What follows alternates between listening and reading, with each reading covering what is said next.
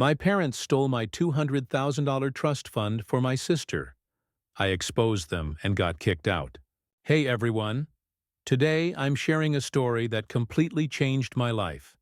A story of betrayal, family loyalty, and standing up for myself. For as long as I can remember, my sister Corey has been the center of my parents' world. She has Down syndrome, and I've always known she was different from me. She needed extra care, extra attention, and extra money. Growing up, my parents made it clear that I had to include Corey in everything I did.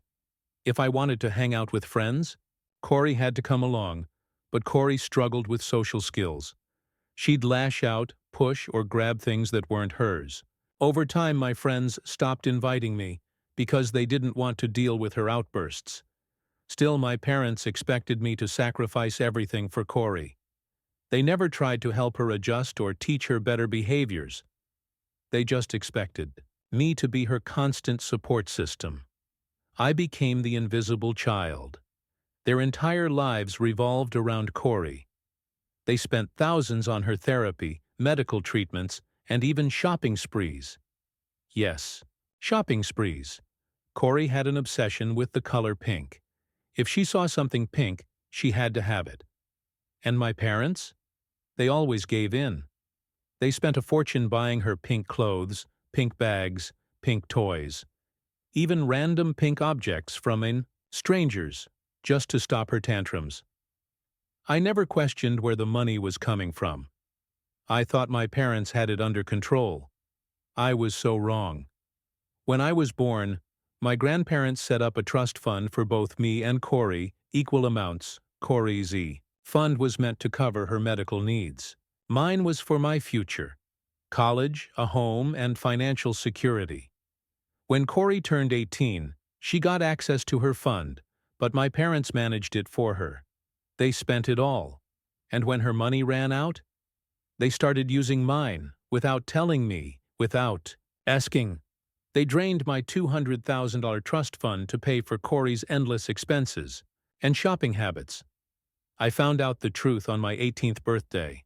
My grandparents threw me a beautiful party, and as a gift, they proudly announced that I would now have access to my trust fund. Everyone cheered. Everyone, except my parents. They stood in the corner, tense, exchanging nervous glances. At the time, I didn't think much of it. Until later that night. Back at home, my father sat me down with a serious look. "We need to talk." And that's when he told me the truth. 9% of my trust fund was gone. Spent. Used. Disappeared. I couldn't believe it. The money I had planned for college, my future, gone. I demanded answers. Why? How my parents defended themselves. Caring for Corey is expensive. Her needs come first. They told me I was lucky to be born normal, that I shouldn't be so greedy. I felt my entire world shatter. I wasn't angry that Corey needed help.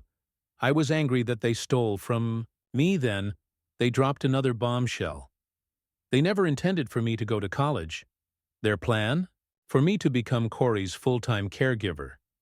They expected me to get a job, send them money, and eventually take Corey into my own home. Forever. I was supposed to give up my dreams, my life, everything. That's when I snapped. I looked them in the eye and said, "If you don't pay me back, I will take you to court." My father's face went pale. He tried to intimidate me, saying, "Family loyalty comes first." But I didn't back down. I went straight to my grandparents and told them everything. They were furious. They confronted my parents, demanding that they pay back every penny. My mother cried. My father raged. But my grandparents stood their ground. They hired a lawyer, and under legal pressure, my parents were forced to sign an agreement. They would pay me back in full. And if they missed a single payment, we would sue them.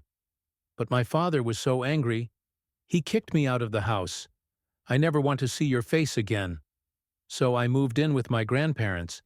They supported me. They believed in me. and for the first time in my life, I felt free. As for Corey, I miss her. But I won't let my parents use her as an excuse to control me. They made their choices, and I made mine. I chose my future.